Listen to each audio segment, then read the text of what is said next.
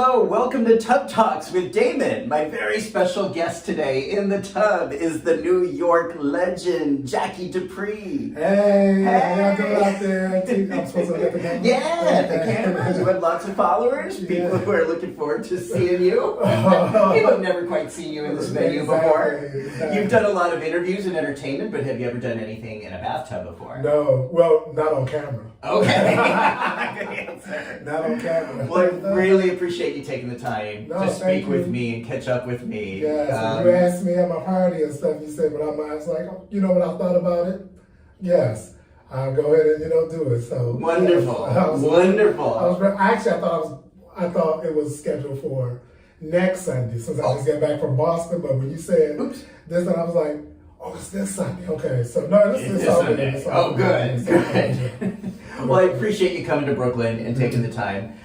There's so much to catch up on, but I want to start by asking you, what do you like most about your body? You know what? Because I'm not physically fit yet, but, when I get up in there, mainly my smile, and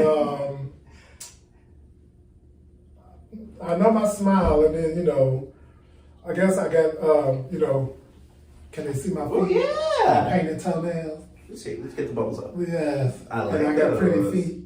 These are gorgeous. My toenails and stuff. Look at that. Get into them. Get into the red. Ow. Those are great. Yeah. Great. So really, size 13. Now, you said, though, not physically fit. What does that mean? No, till I've been going to the gym. Yeah. Finally, Why? Well, because I've always wanted to be at least not fit, but toned. Okay. And then, by me doing drag and everything, so certain outfits you want to fit, right, not flumpy. Okay. Because when you see some of these girls, it's like my size and stuff, it's like, oh, baby, can you please, wear a girdle or, something that shit is not flattering, no. So that's interesting, because this is one of the issues I'm really interested in exploring. Is how we come to think about these words, like what is fit or what is in shape. Okay. Because I think you have a body, I have a body, we all have these resilient vehicles. And we are talking about a milestone in your life that just came out. We're going to talk about that. Okay. But just sometimes how we automatically think about people's bodies as being a certain preferred shape or fit. So I'm very much enjoying physical fitness mostly for mental health. Okay. But I think that when someone does have curves and is round, then, that there's a lot to enjoy there. Yeah. No, and that's all cool and fine. When I go to some of these, sex parties and everything, and I'm looking at the guys that's my height, but they're 300-400 pounds, and they don't care about, of course they're getting less play, but still they're, and I applaud them for doing it. That's just not me. Certain things you need to cover up. I understand about the whole free, this is me, and all this and that, but that's just not for me, J. Dupree. Okay. Right. It's interesting. It's an interesting topic, and that's why I like to explore this. Which sex parties in New York City do you enjoy? Well, I've only been to when they used to have it at World Trade Center. I've been to a couple of those when the World Trade Center was open, and then I've been to the Scum. But that was I haven't been there. It was probably the fall of last year. Wow. Yeah, the fall of last year. Because my friend, he's one of the promoters. DJ is it Marco or Mardo? Mardo. Yeah. Wow. So. That's great. Do you feel like New York City is coming back? Do you feel like there's more options for people to celebrate sexuality? Now, because of, COVID. Well, to me, listen, us gays, nothing stop us. I know, right? Even during the COVID and pandemic, I stayed in the house, and I was too, and then when I went to the Scum, what I wish that New York bring back is them things, the meters. What? The thing that they check you. Oh, the temperature check? Yeah, the temperature check. Yeah. Because if they say if it's over 98, so if you got somebody that's 98.5, no, don't come in the club. Oh, wow. You know what I'm saying? Because, we're showing them the card that we're vaccinated, which I am. I've got the double. I didn't do the booster. Right. I'm maybe gonna do that next week. I'm still debating, but I do plan to do the booster. But I wish they bring the temperature thing back, because it's like that work. They tell you if it's over 98, so if it's 98.5, right. 99, that person has a slight fever. Right. So you got the Jackie. I got the Jackie. Yeah, they were being really strict about that for a while. Right, and so that's why I was like, they sit up here in New York, which I like. They are being protective, like making sure, they show that we show our backs, right, and stuff like that. So, but as far as kind of like I said, I think it never really stopped, because it only stopped literally for a minute because these sex parties started creeping up, but it was on the low. Right. I don't think they did stop. They were certainly slowed down. So, slowed down, yeah. But I think, unfortunately, what happened was because there's so much shame in the culture that people were ashamed to say, it's a lockdown, but I still crave touch, I still crave intimacy, yes. I still crave connection, yes. and I'm still going to find ways to find it. And I feel like most public health departments shame that instead of help people learn safer ways to do that. Eventually, New York City did put out some really interesting safer sex during a pandemic guidelines, right? So I think we were leading in that. But the whole message all around the world was gay men. People did not stop having sex because of COVID. And the idea that there's something inherently or morally flawed about that seemed to be more the narrative. It reminded me of the ickiest days of the AIDS crisis. Yes. Of like when people were saying that sex is bad, you should not be having sex. Well, especially for us. Yeah. With typecast, the gay men is spreading, playing the gays. It's always the easy out. Yes. And unfortunately, most of that was coming from the gay community. Yeah. Oh, okay, really? Yeah, especially during COVID. That's all I saw. Well, especially when that one guy, apparently at Fire Island, he purposely was infecting everybody with, that scared me a little bit, because I was like, and I love Fire Island. I call it Disease Island, but still, and I go there every fire year. In the whole island. Yeah, fire in the whole island. It's burning. And again, so there's anomalies, right? There's the guy who, and we're talking about a person who used his social media profile, basically, to talk about his pride in, was he trying to spread COVID, or just saying, I don't give a shit? Okay. They said he was purposely. Okay. That's what they said. But that, again... It was at one of the big events. Yeah. So, again, it reminds me, during the AIDS crisis, there was the patient zero profile, Gaten Dugas. He was a flight attendant who a lot of people blamed. It's in the book, and the band played on. People blamed him for spreading AIDS all over the world. And if you look at the science, because he was a flight attendant, he was having sex nonstop. Okay. Wow. And so, did he spread HIV and AIDS during the early 80s? Probably, but were millions of other people doing it too, all over the world, straight and gay? Yes. And so the fact, though, that it got labeled and storied as this one person as patient zero, which turned out not to be scientifically correct once they could go back and see death records from the 60s and 70s. Again, it just, to me, came back to okay, it's always easier to blame the gays. And it felt like with COVID, once again, always easier to blame the gays. Blame the Fire Island Queens, as opposed to saying, okay, all of us have a role in partaking in this community and reducing harm. Okay. In my opinion. Okay, that's sort of my tangent. Okay. That's I have a lot of tangents. No, that's good. At least it's some tangents I can actually respond to. If it's something I'm not understanding, you saying a word or so, what that mean? What does that mean? Blaming and shaming. So people were still having sex. Now, Jackie Dupree, prior to COVID, was really gaining a lot of traction in the entertainment community. And I don't understand how COVID made me personally, slow down as far as we're getting gigs and all that. And then I'm still relevant, but just now I'm looking for, something steady. I used to work 5 days a week, straight through, then it dwindled down, and that was fine. I was cool with the 2 days. I used to love my Tuesday, Wednesday, then get to have Thursday, Friday, Saturday, Sunday, and Monday off. I could take a little mini vacations, stuff like that. Then it went down to just Tuesday, and stuff like that. So, by the way, who all sees this? all over the world. Whoever chooses to watch, all over the world. Oh, really? That's all up? We have viewers all over the world, yeah. Oh, oh, what's up? Okay, all over there in Parlez-vous Francais. Okay, so, you know, we're going to try to make my interview go virus. Yes. We're going to make it go virus, okay? Yeah. Well, we keep talking about sex and COVID. Well, yeah. Those are hot topics. So, The virus. Yeah. So I definitely want to hear more, but I want to hear more about how did Jackie Dupree, the personality, come about? Well, so I'm born and raised in Detroit, Michigan. And a friend of mine who I met, who's from Philadelphia, Chris. I'm not going to... Anyway,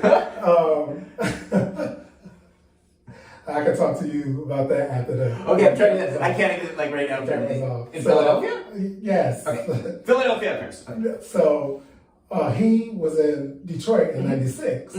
So I went to Ruby Tuesday to go fill out an application. And what I see this flamboyant queen walking through the restaurant carrying, you know, sachet and switching. So while the boss was interviewing me, he didn't know I was gay. He thought I was straight. So he said, "Oh, by the way, I hope you're not homophobic." And so I said, "No, I'm not," because Chris comes sashaying, you know, through. So to make a short story long, no, I'm just kidding. That's Jackie, you know. So they, after the interview and stuff, two girls was attracted to me, a black girl and a white girl. They really wanted to, you know, holler at me, or talk to me. So I had to say that to, you know. And I know. yeah, I had to use, but every other people don't know how they think, holler, what's up? Right. Okay. Yeah, so they sent Chris in to find out what was up with me, and I automatically told him I'm family. So he went back out there and told him. So he stayed in Detroit from '96 to '98. I had saved up $3,000 because I wanted to move out of my mom's house, and this is in '98. So he called and he said, "Well, since you're talking about moving, why don't you move to Philly?" I was like, "To Philly? That's kind of, you know, far and stuff, you know." So I was like, okay. I ended up moving Memorial Day weekend of '98 to Philly to live with him. Not knowing when I moved to Philly, I was going to be living in a known gay house on 12th and Poplar on the corner. It's no longer there, but when I moved there, I was in the known gay house on the corner of 12th and Poplar in Philadelphia. They used to call me D-Town because I was living in the hood. They would shoot a lot. And so when I would walk through the street, the thugs and stuff, "Yo, what's up, D-Town?" And I'd be, "Hey, how you doing?" And blah, blah. So how Jackie came about, Chris took me to one of the clubs in Philly. It was called 12th Air Command. They used to have contests on Thursday nights. So I had these two real female, well, Chris coaxed me into doing it. Because I was scared of drag queens. Why? I used to love watching them in Detroit, but actually becoming one, I was like, no. But what scared me was because this movie was Sylvester Stallone. I think it was called Nighthawk or Night Flight. It's one of them. At the end of the movie, he dressed up in drag to kill the killer. Oh. He didn't have makeup. He just had the robe, the wig, what's his name, Aiden Quinn. I think he was the killer. He came in behind, and Sylvester turned around and bam, that stayed in my mind. Oh my goodness. About drag queens and stuff, or men who dress up as women. Yeah. So in '98, Chris had me go do this contest. They was giving out $150 for the winner.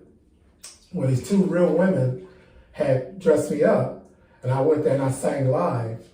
So the crowd really went, you know, crazy because I was singing the live queen and actually sounding good. Yes. So, so that's how, and I named myself Jacqueline Dupree because well, my name is James. Jackie came from, Jack K from Tutu. Oh, wow. So I used to always imitate that word. So Jackie Dupree then became Jacqueline. Okay. Very French.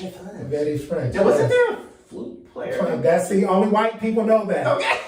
I'm telling you, only white people know that. And the reason why I'm saying that because only white people will reference Jacqueline Dupree. No, never Spanish, Indian, Chinese, black.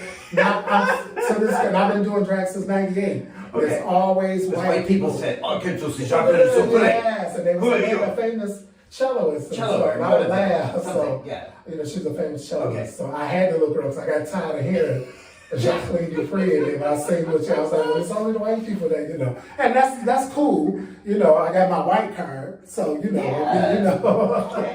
that's how Jacqueline Dupree came about. And do you ever watch Days of Our Lives? Yeah. Okay. Have you seen Jackie Harris on Days of Our Lives? I only seen it when they did her career thing. I never seen it because my mom, she was All My Children. Oh. So I'm down with and those were rivals. Yes, I'm down in with the 70s and 80s. Those were on, before we had DVRs, there was like you had to choose one or the other. Yes.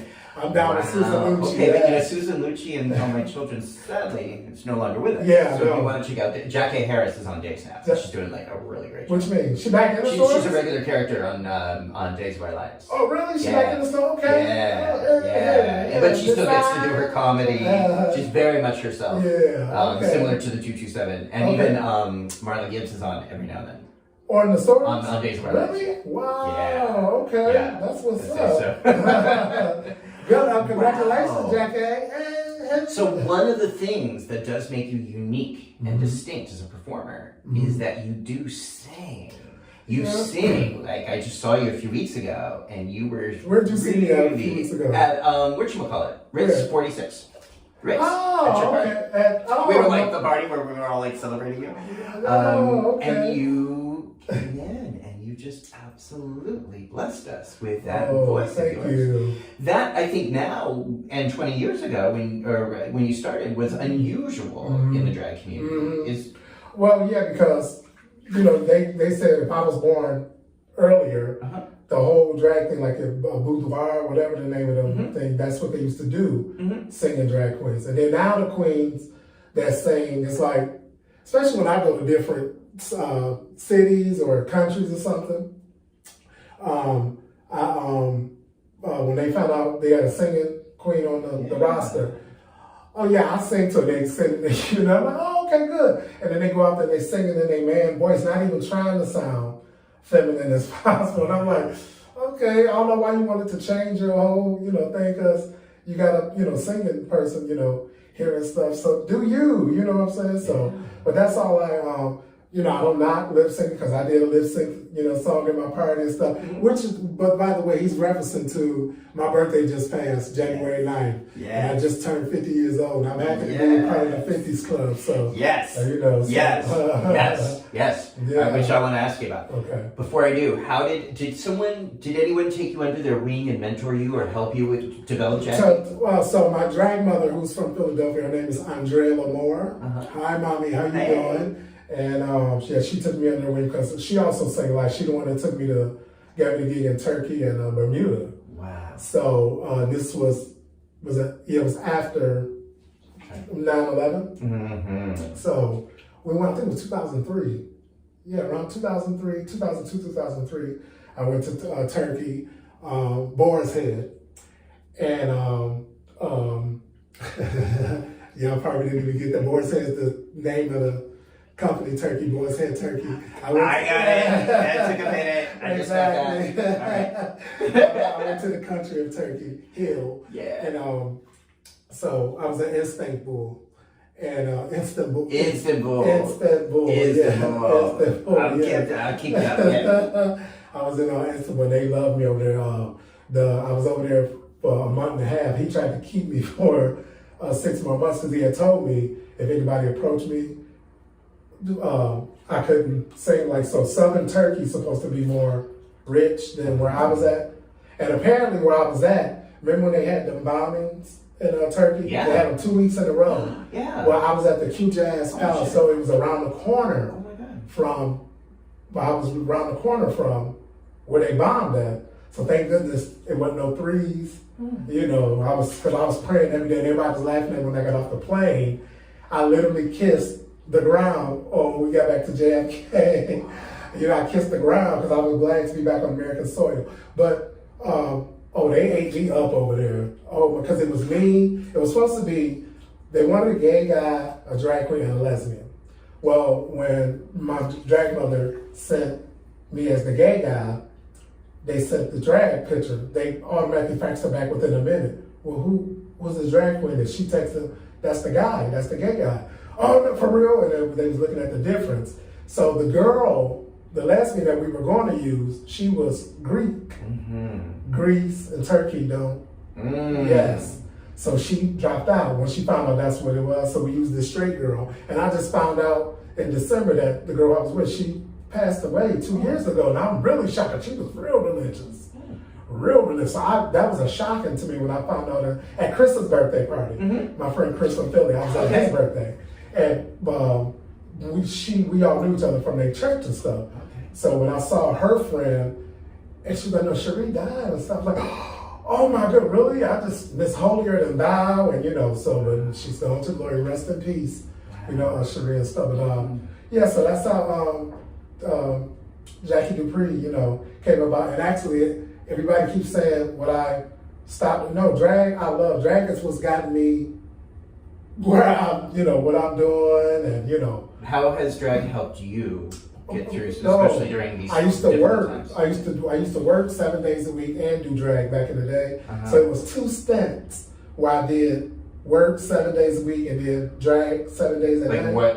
I was working at this is a supermarket here in New York, 24 hours, called Food Emporium. Yeah. So I used to work at the one on 71st and First. Yeah.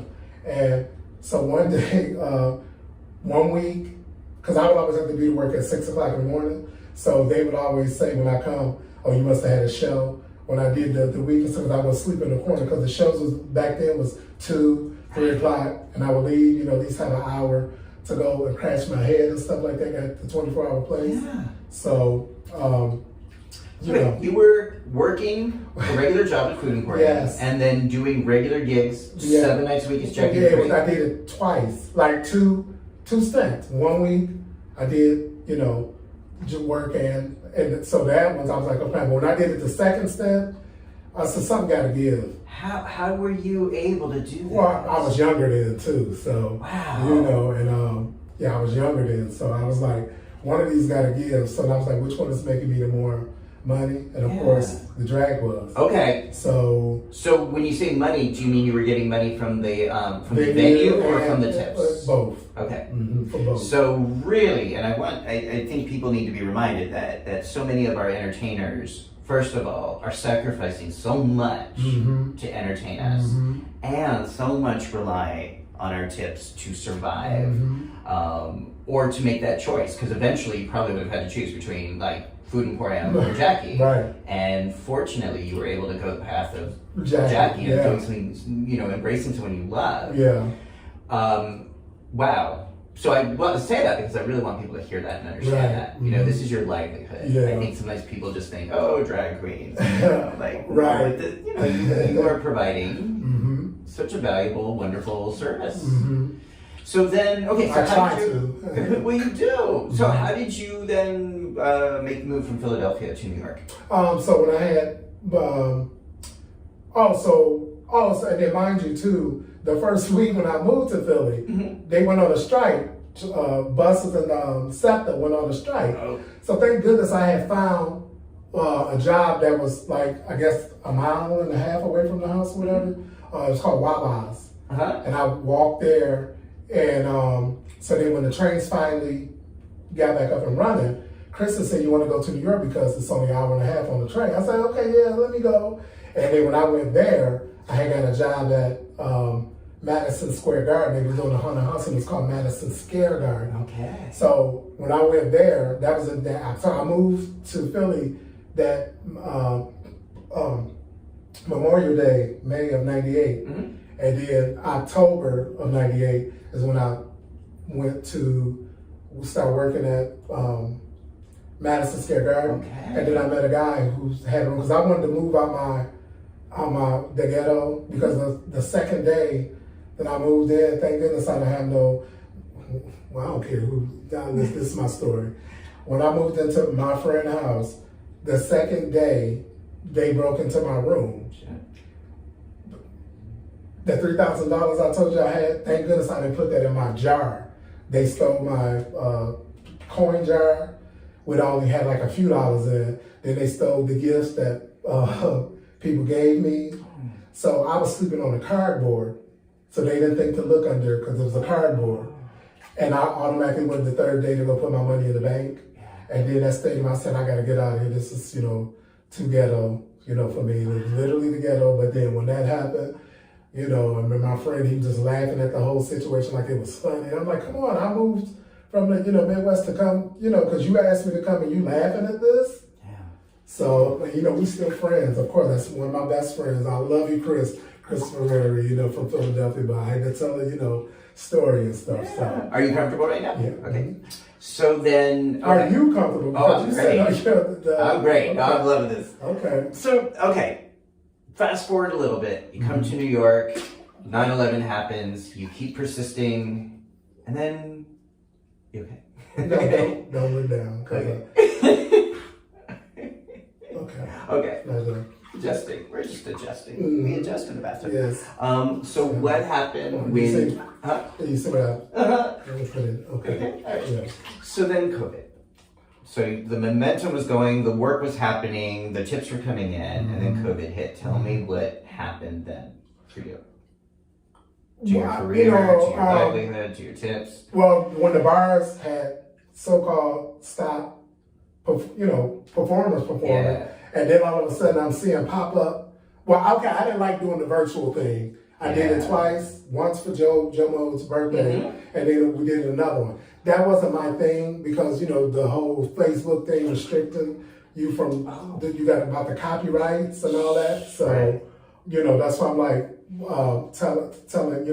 saying, I was like, once that went down, and then when I started seeing the girls pop up, I was like, well, okay, they aren't doing, and I would go support the shows, and I'm like, okay, why? And, nobody reaching out, Wow. So Facebook was restricting because of the copyright. Especially if you don't say, when you're singing, you got to say, I don't own the rights, I don't own the copyright. And if you don't say that, they will, Wow. So it was YouTube being really strict. Well, no, not YouTube.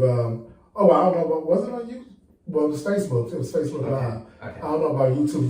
Joe was managing. Oh, okay. Which is Joe Mo. Joe Mode, who was on a previous episode of Tub Talks. Look down below. Joe Mode on Tub Talks.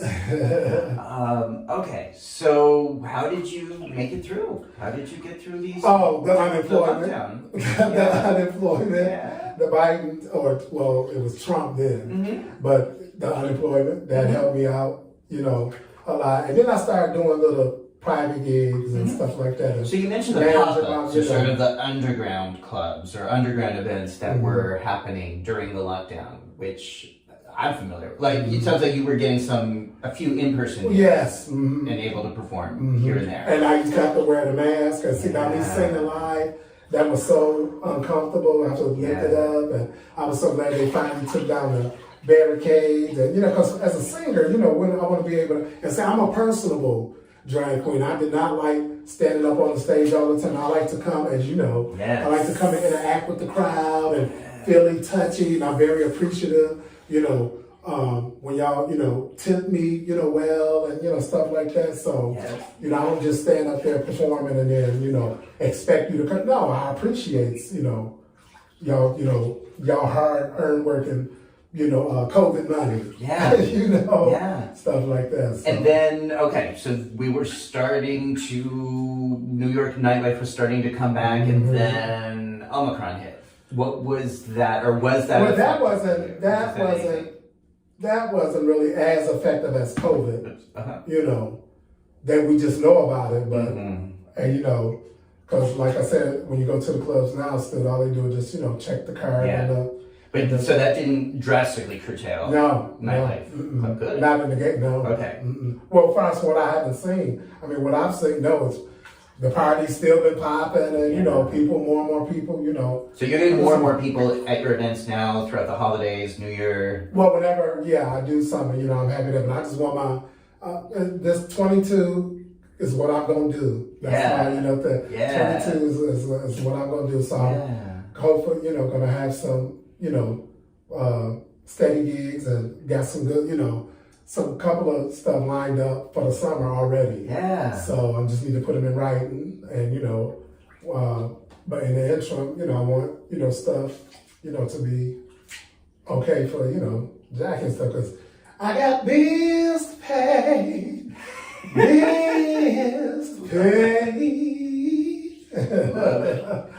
So as you mentioned, right after New Year, you just passed the 50 club, which I'm in, and our friend Joe is in. Congratulations. How does that feel to reach that milestone? To me, it's about been, 2 weeks now? 2 weeks, 3 weeks, But people are going to be watching this for months and years to come.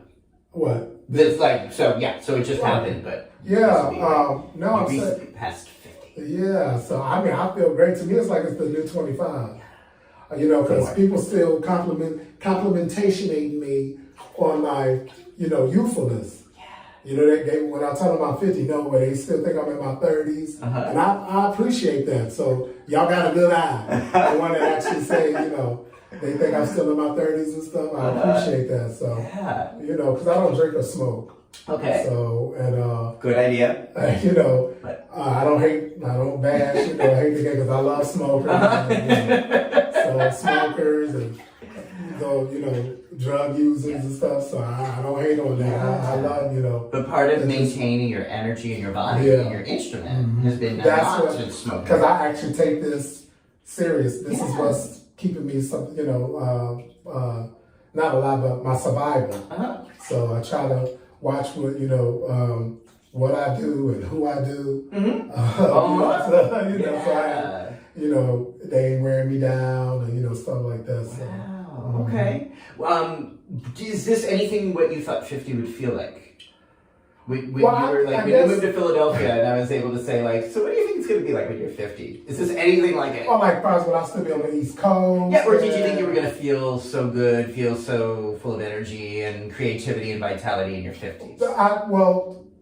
I can say going into when I knew January started approaching, because at first, I had quite a few friends that's 50, 51, 52, but they was like, yeah, girl, you're going to be 50, you're going to be needing. And I said, I'm on the age gracefully.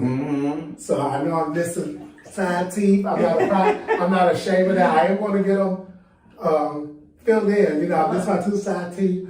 So when I be singing, it's like, Jackie, you missing that? I'm like, yeah. But look, listen, it's about my talent, my personality, and stuff like that. But by me coming into 50 now and stuff, and I got a bunch of friends that's in this club to help me, feel, hey, well, you ain't, you so old and, stuff like that. I'm embracing this. I'm happy to live to see 50. I want to live to see 51 and beyond and stuff like that. And, so I'm happy about, I love that. Being, the big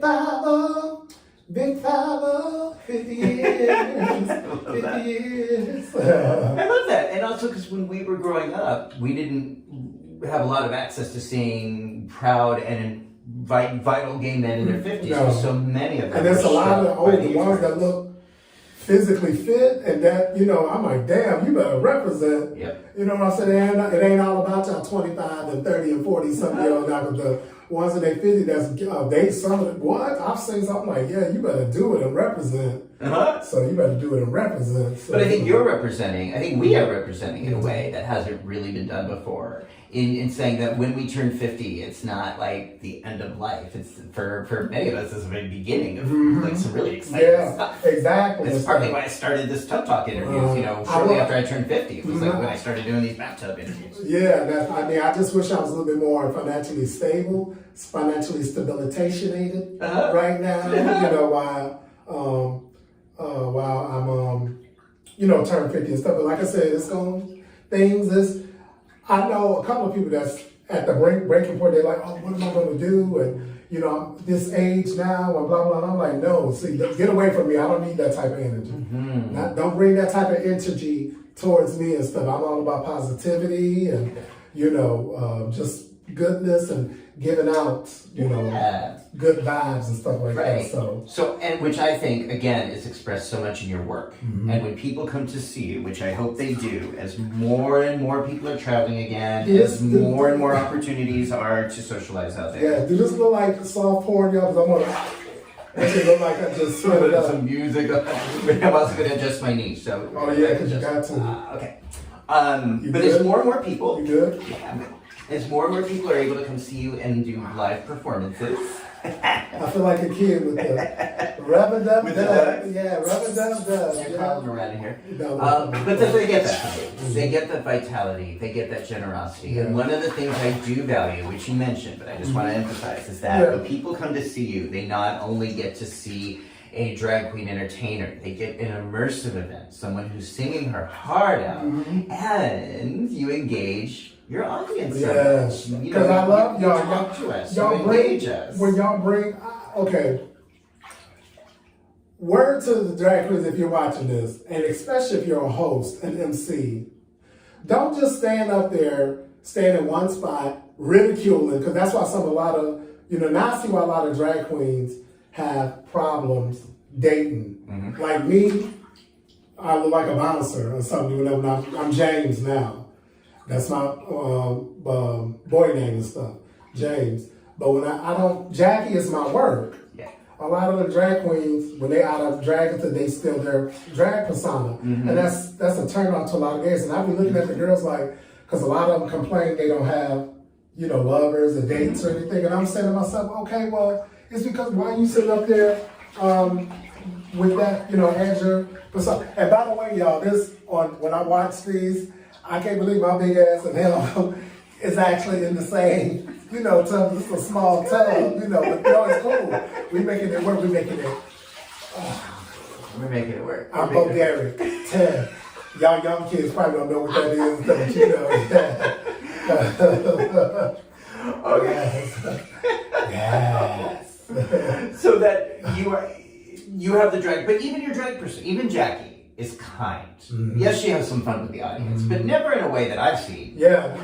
Mock or insult or demean anybody, but other personas do. They do, and that's what that's their stick. And I'm looking at the crowd like, y'all, okay, well, that's what y'all do, because I let one of them come out their way with me in the wrong way, I'm going to check them. Yeah. So like I said, and I know a lot of them too, from what I was told, when they bring me on and add me to their shows and stuff, when the crowd is more receptive to me, and I'm out doing, do you think I'm going to come to your show and purposely sound bad just to make you feel good or look good? No, because if the owner want to come to me, which I get that a lot, where are you based, or, can you come back, or blah, blah, you know what I'm saying? Yeah.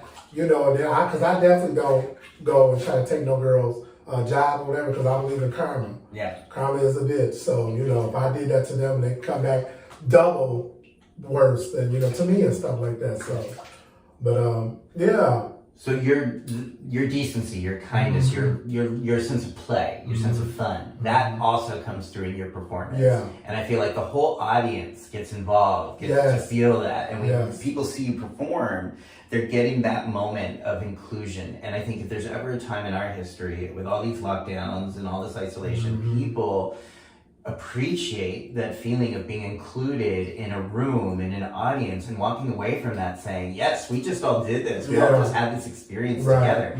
You give that to people. You really do. I appreciate that. And so I want people watching this, and I hope people will follow your work and visit your live performances and get to see and get to feel that a lot of for themselves. I have a lot of YouTube under Jackie Dupree, that's Jackie. There's the label right down there. People can see that. Yeah, okay. So that way. Yeah, I'm going to put the links so everyone can see and follow your work. Yeah, they can actually see, a lot of my performances on YouTube. And I also have an actual video, because I'm recording on this, called I Don't Want You No More. That's how. Is that the one in the hotel room? Yes. Right, yeah, I love that one. So you put that link to that one. too. So they can go to that and listen to my actual dance song. I Don't Want You No More. So I'm trying to go in the studio this year to come out with a song, but this time actually, and I had a gay pride song last season, but the guy who wrote it got all nervous and was telling me don't sing it. And I'm like, huh? I'm not gonna say your name, but if you just happen to, cross, you didn't let me, it's called, Happy Pride. Happy Pride, so, it's called, it's a gay pride song. And it's definitely for the white gays, you know. But hey, meaning what? Yes, no, just the black gays. We have more soul. Okay. But this is it's for everybody. But you know, it's mainly for the white gays and stuff. Because it's happy pride, happy pride, happy pride day. I tried to mix that with the Stevie Wonder's happy birthday, try something like that. So I might try to have it out this year. I'm going to talk about, because I'm like, I didn't go in the studio just to record that. It's a fun, uplifting, it's appropriate for the prides and stuff. So, I was like, I wasn't making no money off of it. So it was done right in time before. And who said you couldn't do it? I can't. I don't want to okay, sorry. But it was like someone who had a legal claim or a financial. Well, he was a lawyer, gay lawyer, stuff like that. So if he happened to run across this, he'll know who I'm talking about. But I'll be talking to you this year so we can make sure we can get it out. Because he thought if I was going to be singing, it was going to be no. I already told you. You wanted to get it out there. You the one that put the idea in me about traveling to different states to do Pride. We had it ready just in time for New York's Gay Pride. Yeah. So now that this year, I think the Pride is actually going to be a Pride, not virtual. Yeah. So I definitely want to, be on that. I would like to see that. Yeah. And I don't know what this is a segue, but shout out to my extended family, which is the New York Gay Football League. I play football. I've been with them since 2004, so I'm one of the original, gay football players. So shout out to y'all, any of y'all watching. What's up? This is Jackie, who I am and stuff. So I've been with them when they first started, 2004 until now. And they've seen you naked before. Yeah,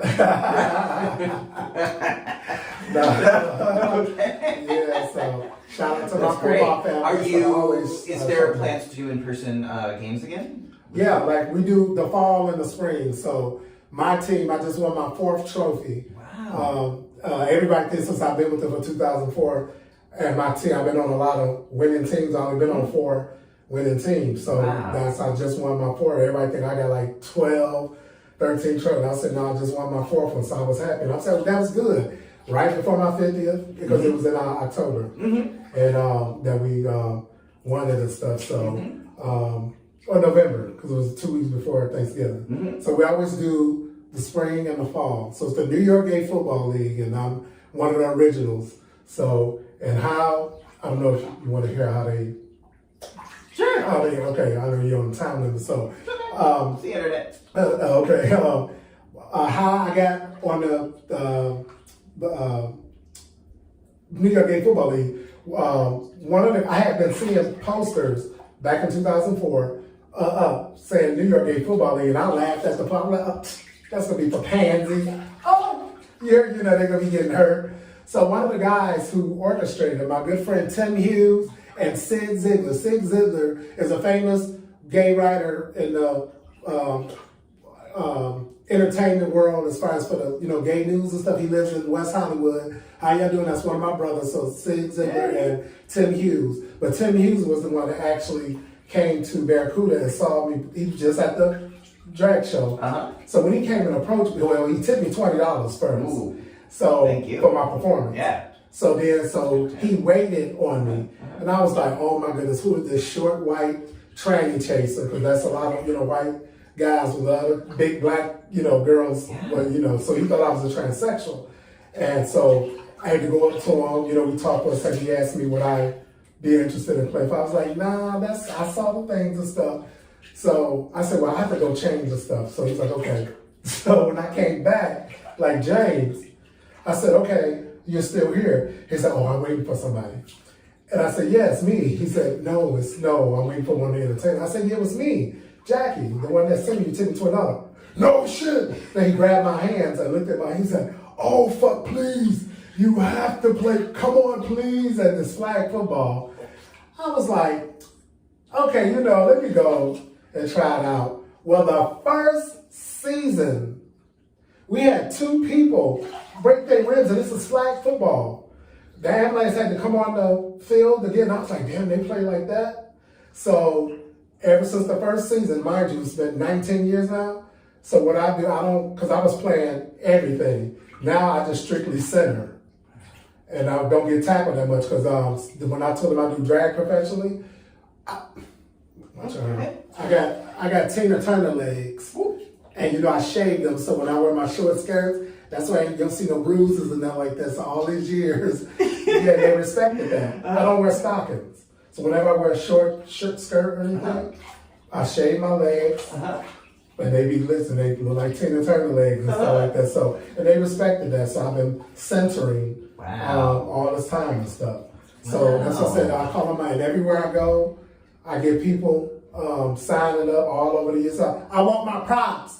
Next time y'all, you know, people out there, y'all go and y'all come say y'all here in New York City, and y'all sign up and saying Jackie Dupree. Y'all heard it because of Jackie Dupree, which I get a lot because I always shout them out at all my shows and stuff. Like I did at my birthday, because I was there, some of them, you know. So I'm just like. So wait, I want to go back to the white tranny chasers. So, okay. so are you? So like when you perform, you get. It was mainly white men. They love Black and Puerto Rican transsexuals, and it's mainly those who are the ones that's chasing us and stuff. And I had to let him know, this come off. Yeah. And when you say these are people who generally would identify as straight or queer, some of them, they feel that just because they're dating a okay, so it's this term called titties on your back. If you don't know what that is, if you hear us, okay. You too. Yeah. Okay.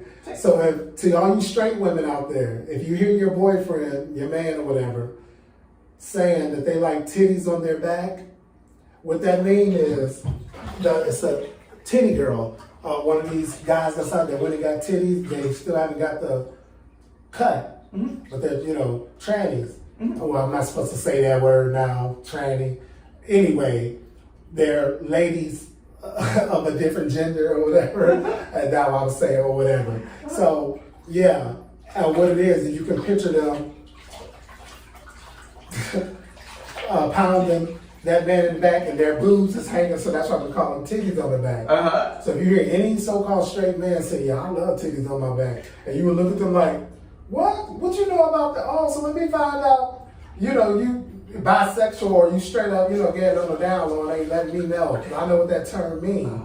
Yeah, so that's a term called titties on your back. So if you hear any so-called straight men, y'all women, straight women, you would watch your man's lingo and stuff like that. Okay, and then so this community though, they hit on you, they try to. Yeah, well, I get a lot to this day, even on my Facebook, I get trendy chicks, and I have to tell them, okay, when they say how their Google or their Facebook me, then if I friend them, oh, you're so beautiful, and then we start talking, then I say, okay, just to let you know, I'm a big black guy who played football, this picture that you see just for work only. Some of them are still trying to continue. Most of them is a fantasy. I'm not a Mariah Carey. I don't do fantasy. So they want a person with breasts and a penis. Yeah. Okay, that's kind of the fantasy. Yeah, that's a fantasy. Yeah, and I tried it twice. Like, call myself trying to be. This is when I was living in Philly with a transsexual roommate. Well, he was going through the process, and he was the Asian Aretha Franklin. So that's what he was 5'4", but he was real. He looked like a Buddha, one of the Buddhists. Oh, okay. Like that's how he was. I hope he's still alive. How you doing, Ryan, or whatever? I hope he's still alive. I haven't talked to him in years, but when I was living with him, I was on this one we had not MySpace. What was it? The friend thing. The word thing. Friendster. No. Was it MySpace? There was MySpace that was popular. There was Friendster. It might have been MySpace. Yeah. So I applied to 2 different guys.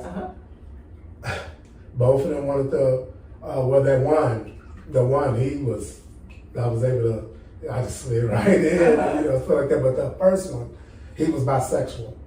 I forgot what his name, but he had 2 mixed children, so he definitely liked black women or black, person of color. And 2 little gorgeous sons. And I'll never forget, he had like a 8-inch, it was about that thick, but a cherry red head. The head was literally red as a cherry.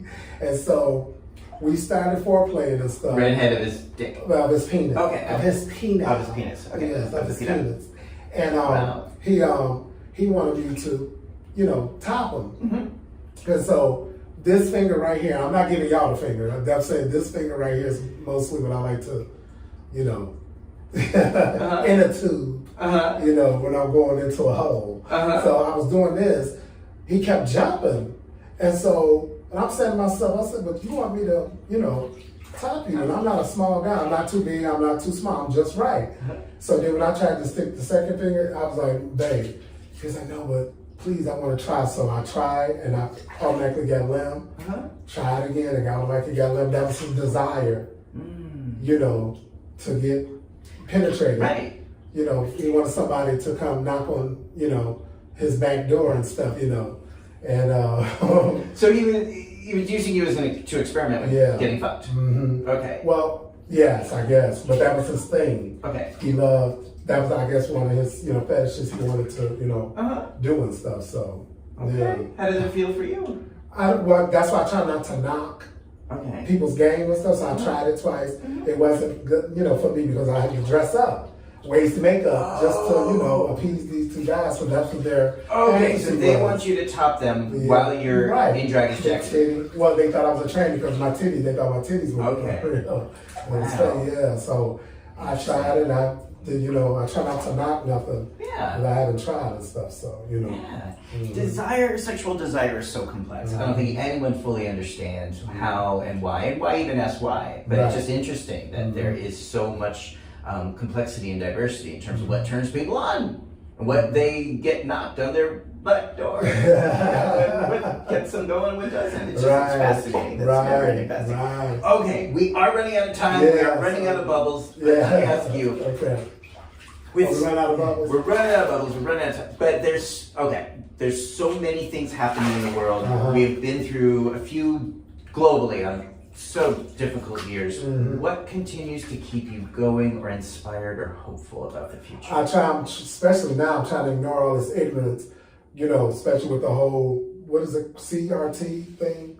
They're trying to erase, they're trying to erase, you know, all this, you know, blacks, period. Not what I'm really, you know, seeing. They really trying to erase the black race. Yes. And then, you know, even though I know I got Republican friends that's infiltrating, you know, but I'm glad y'all don't spew, you know, politics to me, because I still can be friends, you know, just don't, you know, to me, from what I'm noticing, there's two different types of Republican Party. The Trump Republican Party, and then the Republican Party that's, you know, they infiltrate, they don't mind, you know, doing it, and that's fine and stuff. But like I said, what's making me stay hopeful and, you know, just ignoring all this, you know, ignorance and staying around, you know, being around positivity and, you know, just, you know, and trying to take care of myself too.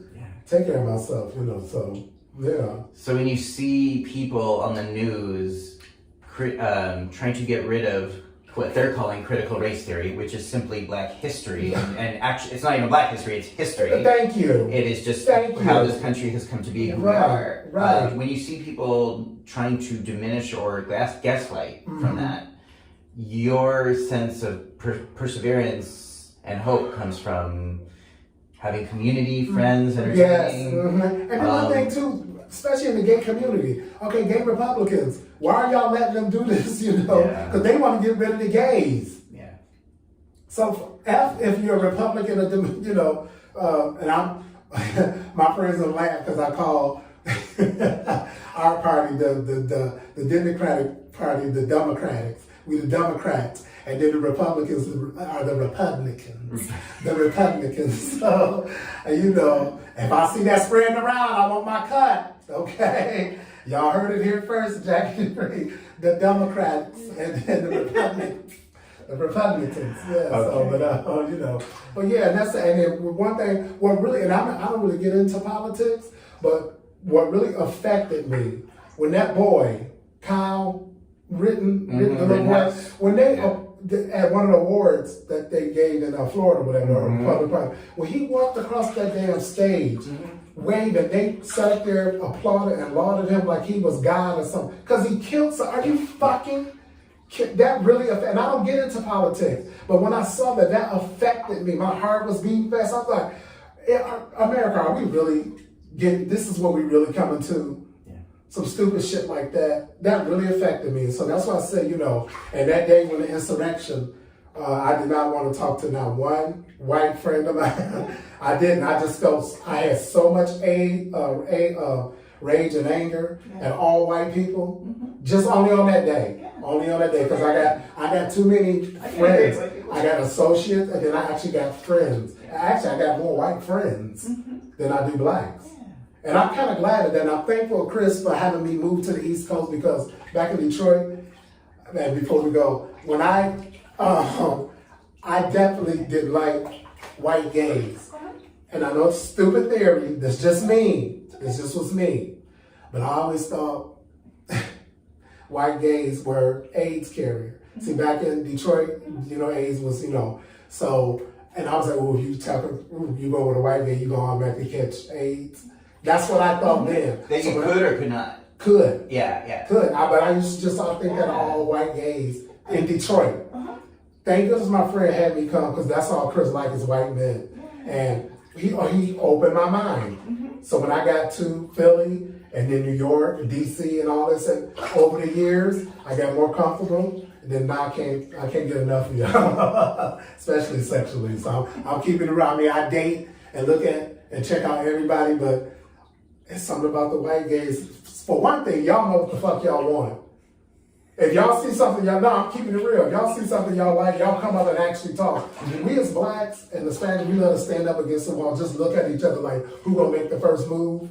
Then when the fucking white guy come up talk to me before they do stuff, I'm a cracker, or I'm a sellout. Is that how you yes, try that? Of course.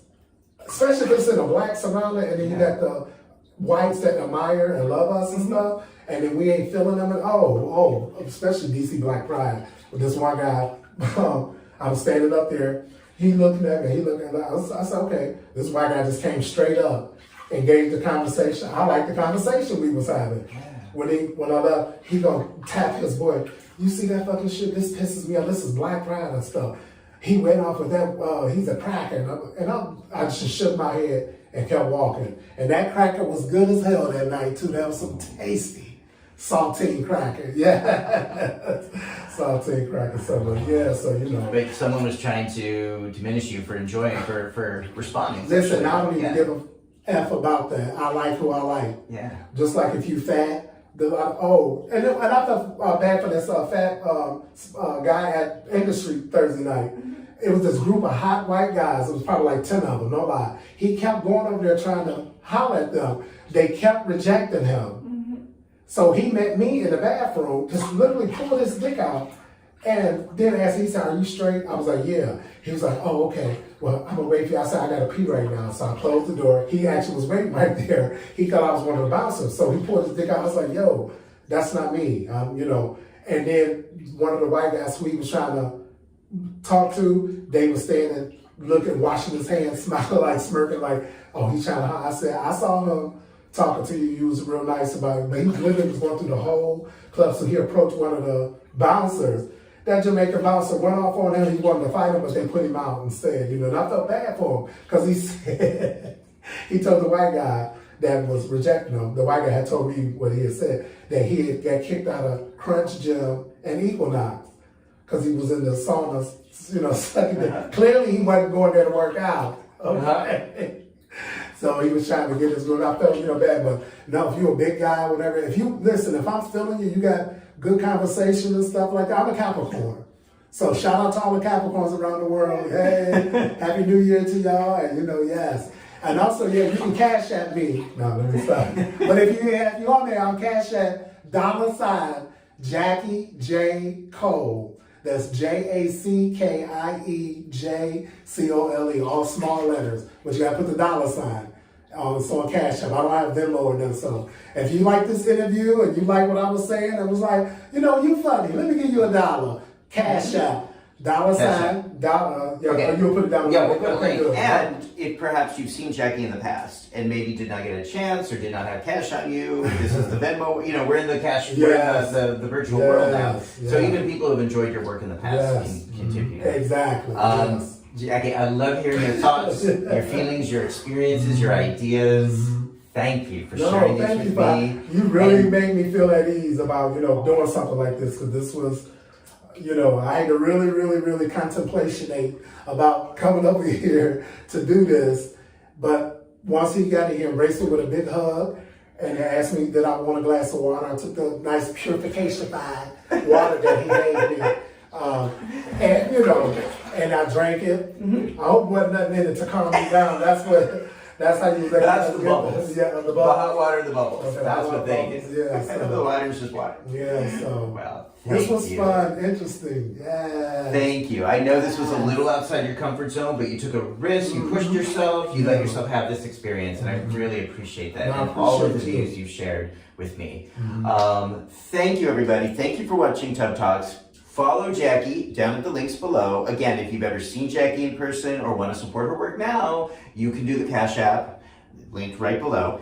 And if you like this interview, please subscribe below and keep watching Tub Talks to have more of these conversations about life, love, future, past, I'm gonna tell y'all now, crackers, toenails. I'm gonna tell y'all now, I am going to be back, but when I have something really big to promote and stuff like that, Damon definitely be like, okay, Anytime. part two. Part two.